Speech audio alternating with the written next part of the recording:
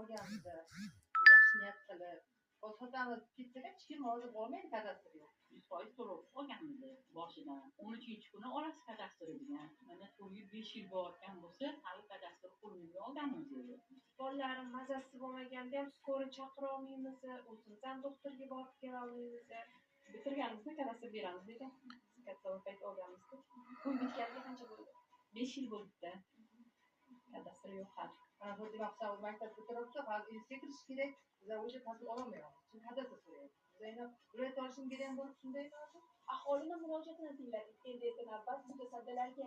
Aholini murojaati avvalambor to'g'ri o'rinli yer maydoniga va qurib bitkazilgan binoga, ya'ni shu domga kadastr hujjatlari mavjud.